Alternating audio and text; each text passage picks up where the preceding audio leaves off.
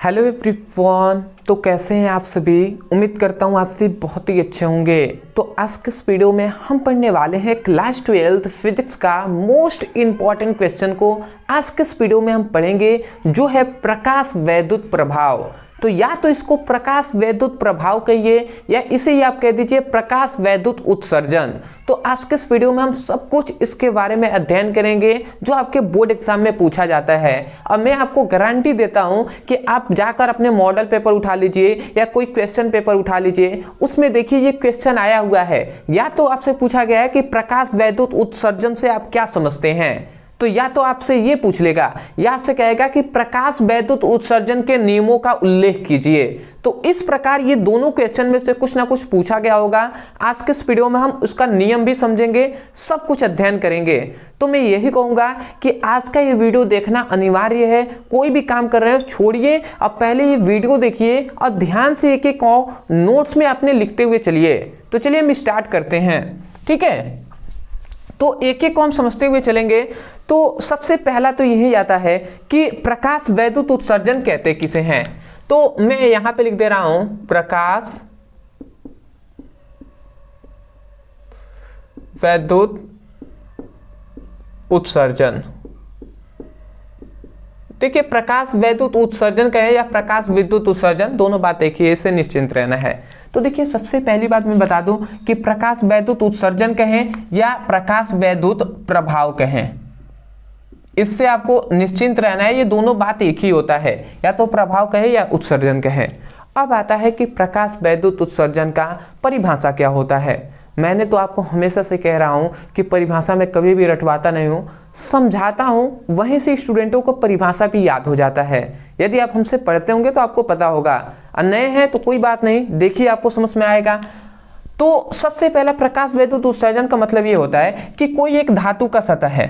Suppose that ये कोई मैं थोड़ा सा ऊपर ही बना दे रहा हूं, ठीक है, क्योंकि नियम भी तो लिखना है ना। तो मैं यहां पे बना दे रहा हूं, ये सपोज डेट एक धातु का क्या है, सतह है, टुकड़ा है। अब इस धातु के टुकड़ा है तो ये इस पर क्या करेंगे, हम निम्न आवृत्ति के प्रकाश को हम आपतित कराएंगे, ठीक है। ये क्या है, निम्न आवृत्ति का प्रकाश है। मैं यहां पे नाम लिख दे रहा हूं, ये है धातु का सतह, धातु की सतह है। इस पर हम क्या कर रहे हैं, निम्न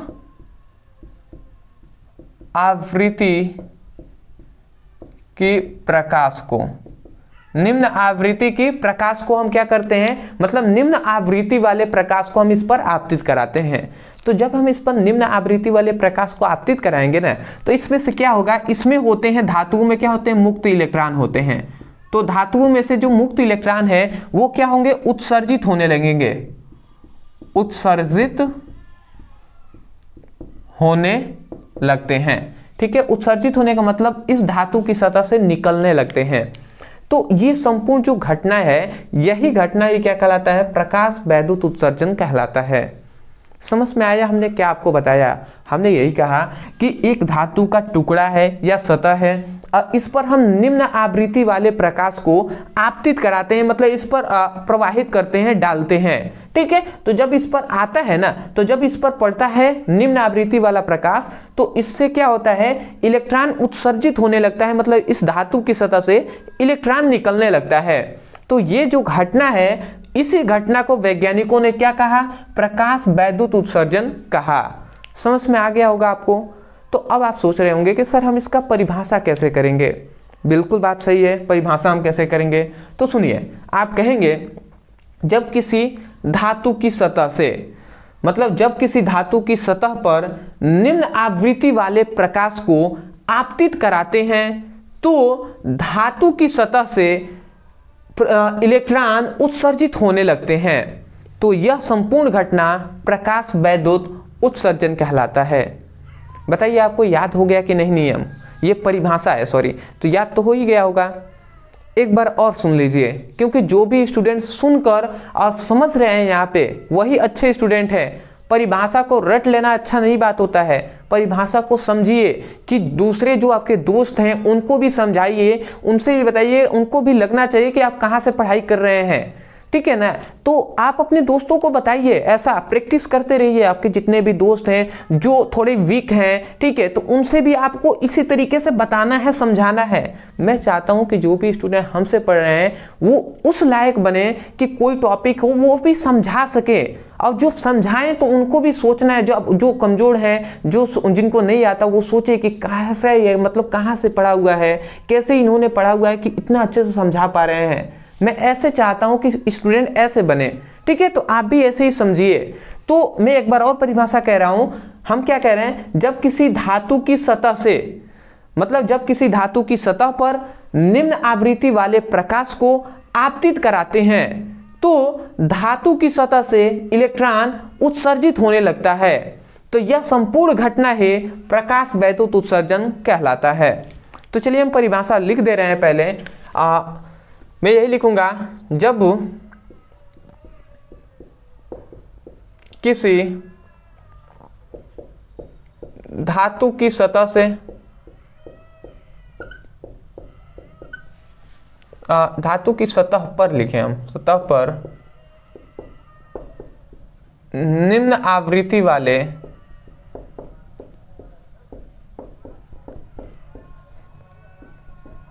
प्रकाश को, निम्न आवृत्ति वाले प्रकाश को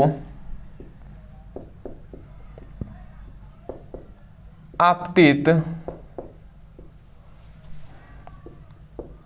कराते हैं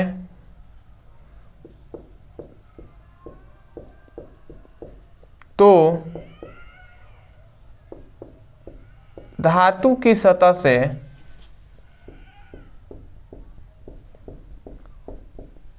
इलेक्ट्रॉन का क्या होता है, इलेक्ट्रॉन का, धातु की सतह से इलेक्ट्रॉन उत्सर्जित होने लगता है। इलेक्ट्रॉन का नहीं, इलेक्ट्रॉन उत्सर्जित, ऐसे लिखेंगे तो बेटर रहेगा। इलेक्ट्रॉन उत्सर्जित होने लगते हैं, ठीक है। तो यह घटना ही क्या कहलाता है, यही घटना प्रकाश वैद्युत उत्सर्जन कहलाता है। यह घटना प्रकाश वैद्युत उत्सर्जन कहलाता है, ठीक है जी। तो मैं आशा करता हूं आपको समझ में आ गया होगा। यह है प्रकाश वैद्युत उत्सर्जन। इतनी बात लिख देते हैं, आपको नंबर मिल जाएंगे। इसमें थोड़ा सा मैं प्रैक्टिकली आपको थोड़ा सा समझाऊं तो देखिए, इस तरीके से तो मैं आपको समझाने के लिए फिगर बना दिया, परंतु इसका फिगर वास्तव में इस प्रकार आप बनाएंगे, एग्जाम में आएगा तो ये भी बना लीजिएगा। इसके साइड में आपको मैं बता दे रहा हूं, जैसे सपोज डेट ये एक सेल है, ये क्या है, एक सेल है, या हम बैटरी भी कह सकते हैं, ये एक सेल या बैटरी है। तो इसमें क्या होगा, ये एक बैटरी है, तो इसमें क्या होगा, कैथोड होगा और एनोड होगा। इसको मान लेते हैं ये कैथोड है, ये एनोड है। तो अब क्या होता है, ये एक सेल या बैटरी है। अब इसमें हम क्या करते हैं, इसमें हम लगा देते हैं, इसमें एक कुंजी लग गया, और उसके बाद इसमें हम क्या लगा देते हैं, ये एक बल्ब हमने लगा दिया इस प्रकार। अब देखिए ये कैथोड है तो ये ऋणात्मक प्लेट होता है, और एनोड जो होता है वो धनात्मक प्लेट होता है, ठीक है। मतलब ये वाला जो है ऋणात्मक है, ऋण वाला, और ये वाला क्या है, धनात्मक है। तो देखिए जब हम निम्न आवृत्ति के प्रकाश को, जब हम निम्न आवृत्ति वाले प्रकाश को हम किस पर, कैथोड पर, जो ऋण प्लेट है उस पर हम क्या करते हैं, आपतित कराते हैं। तो जब हम आपतित कराएंगे तो हमें इतनी बात पता है कि जो कैथोड है ना, इसमें मुक्त इलेक्ट्रॉन होते हैं। क्या होते हैं, मुक्त इलेक्ट्रॉन। तो मैं सपोज डेट यहाँ पे मुक्त इलेक्ट्रॉन होंगे, तो ये मुक्त इलेक्ट्रॉन क्या होंगे, हम जानते हैं कि धातु की सतह पर जब क्या होगा, निम्न आवृत्ति वाला प्रकाश आपतित होगा तो इलेक्ट्रॉन उत्सर्जित होने लगेंगे, तो इलेक्ट्रॉन इससे निकलने लगते हैं।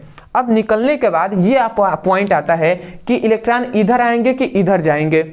तो इससे ये पता चलता है कि कैथोड वाला जो प्लस है और इलेक्ट्रॉन ऋणात्मक है, ऋण वाला है, तो इलेक्ट्रॉन क्या होगा, इधर जाएगा, मतलब इलेक्ट्रॉन इधर बहेगा, इलेक्ट्रॉन इधर बहेगा। तो जब इलेक्ट्रॉन इधर बहता है उसके जस्ट विपरीत ओर क्या बहता है, प्रवाहित धारा बहती है। मतलब जस्ट इसके विपरीत ओर क्या बहेगा, धारा बहेगा, विद्युत धारा।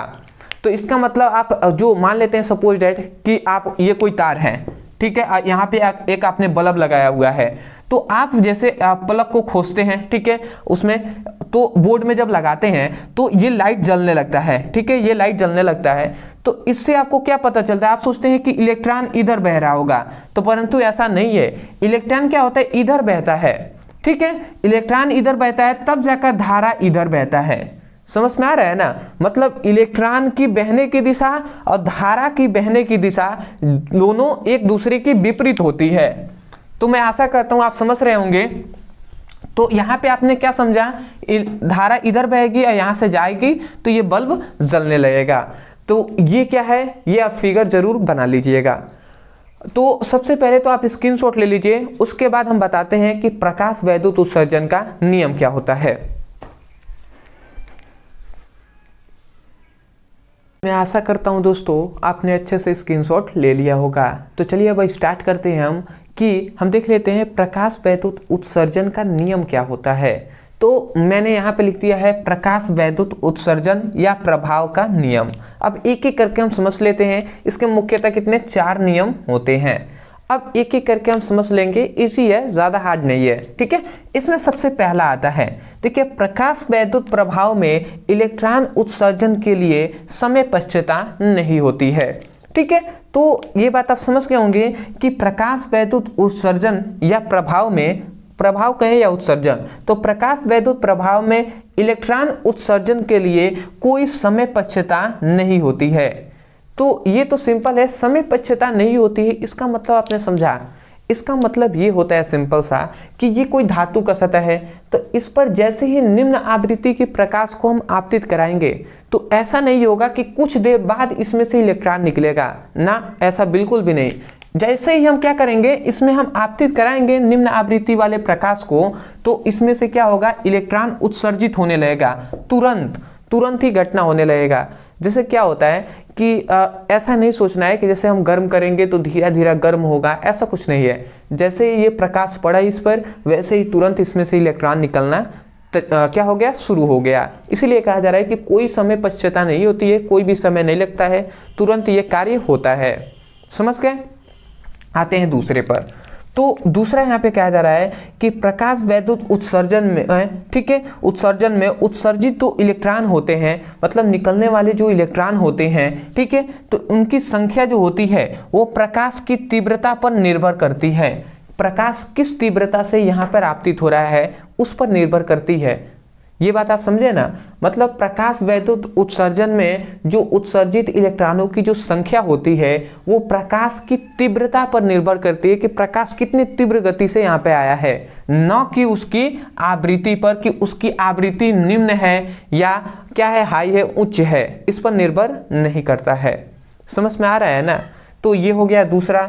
तीसरा नियम ये बताया जा रहा है कि प्रकाश वैद्युत प्रभाव में जो उत्सर्जित इलेक्ट्रॉन का जो वेग होता है, जो उसका वेग होता है वो उसकी आवृत्ति पर निर्भर करता है, वो प्रकाश की आवृत्ति पर निर्भर करता है, न कि तीव्रता पर। मतलब तीव्रता पर निर्भर नहीं करता है।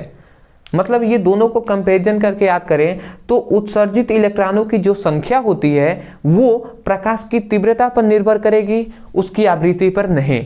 और जो इलेक्ट्रॉनों का जो वेग होता है वो प्रकाश की आवृत्ति पर निर्भर करता है, तीव्रता पर नहीं। मतलब दोनों अपोजिट हैं। तो आशा करते हैं आप समझ गए होंगे। अगला आता है हमारा जो चौथा है, जो है कि धातु की सतह से इलेक्ट्रॉन उत्सर्जन के लिए एक न्यूनतम आवृत्ति की आवश्यकता होती है। मतलब यहाँ पे ये बताया कि धातु की सतह से इलेक्ट्रॉन उत्सर्जन के लिए एक न्यूनतम आवृत्ति की आवश्यकता होती है, जिसे हम देहली आवृत्ति कहते हैं। तो देहली आवृत्ति भी आपने समझ लिया, न्यूनतम आवृत्ति की एक आवश्यकता होती है जिसे हम देहली आवृत्ति कहते हैं। मतलब प्रकाश वैद्युत उत्सर्जन का जो चौथा नियम है ना, ये देहली आवृत्ति का परिभाषा ही है, जो कि हमने आपको बता दिया है। देहली आवृत्ति का परिभाषा, कार्यफलन का परिभाषा, क्योंकि ये सभी इंपॉर्टेंट है आपके बोर्ड एग्जाम के लिए, जो कि हमने करा दिया है। तो ये आपने समझ लिया प्रकाश वैद्युत उत्सर्जन और प्रकाश वैद्युत उत्सर्जन का नियम। इतना यदि आप लिख देते हैं फुल नंबर आपको मिलेंगे। और एक और इम्पॉर्टेंट ये है कि प्रकाश वैद्युत उत्सर्जन सब तो समझ लिए, परंतु ये बताया किसने था? तो प्रकाश वैद्युत उत्सर्जन को बताने वाले जो वैज्ञानिक थे वो है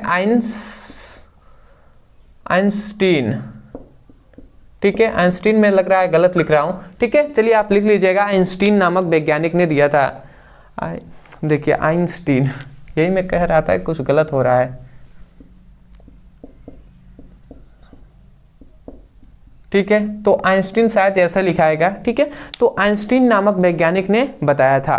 तो ये बात आप समझ गए कि प्रकाश वैद्युत उत्सर्जन देने वाले वैज्ञानिक कौन थे, आइंस्टीन थे। तो मुझे लगता है इतना आप लिख देते हैं तो काफ़ी रहेगा आपके बोर्ड एग्जाम के लिए। अदरवाइज मैं यही कहूँगा, समझ में आ गया है तब जाकर एक प्यारा सा लाइक कीजिएगा, चैनल पे नए होंगे तो चैनल को जरूर सब्सक्राइब कीजिएगा, क्योंकि आपकी सपोर्ट की बहुत ज़्यादा ज़रूरत है, ठीक है। तीसरी बात ये है कि डिस्क्रिप्शन बॉक्स में भी हमने फिजिक्स और केमिस्ट्री दोनों का लिंक दिया गया है, तो वहाँ से जाकर फिजिक्स केमिस्ट्री का, हिंदी और अंग्रेजी का तैयारी आप कर सकते हैं। टेलीग्राम लिंक को ज्वाइन कर लीजिएगा, क्योंकि वहाँ पर सभी PDF नोट्स आपको मिल जाएंगे, ठीक है। तो ये सब आप समझ गए ना। बहुत से ऐसे स्टूडेंट हैं, मैं देख रहा था कि वो कह रहे हैं कि सर रेगुलर 3 वीडियो डालिए, 4 वीडियो डालिए। तो देखिए मैं आपको बता दूं, रोज़ाना आपको 2 वीडियो मिल रहा है, तो 2 वीडियो बहुत है भैया, मैं कह रहा हूँ ना, 2 वीडियो बहुत है। यदि 2 वीडियो अपलोड होता है रोजाना, और 2 वीडियो यदि आप सीरियस होकर देख लेते हैं शाम को 5:45 पे और एक 6:45 पे, तो उतना काफ़ी है। 1 घंटा बीच में हमने गैपिंग क्यों दिया है, क्योंकि उतने समय में जो स्टूडेंट है वो देख ले, पढ़ लें, उसके बाद दूसरा वीडियो अपलोड हो तो फिर से वो पढ़ लें। समझ में आ रहा है ना। तो इस तरीके से आप पढ़ाई कीजिए। और जो फिजिक्स और केमिस्ट्री है उसका तो 80% आपका सिलेबस तो कंप्लीट ही हो गया है। उसके साथ साथ हम फिजिक्स और केमिस्ट्री का न्यूमेरिकल भी करा रहे हैं, ठीक है। तो और जो क्या होता है, केमिस्ट्री का भी कुछ आवश्यक सूचना है जो मैं आपको बता दूंगा, ठीक है। तो चलिए दोस्तों, आज के लिए इतना ही, मिलते हैं एक नए टॉपिक के साथ, तब तक के लिए धन्यवाद।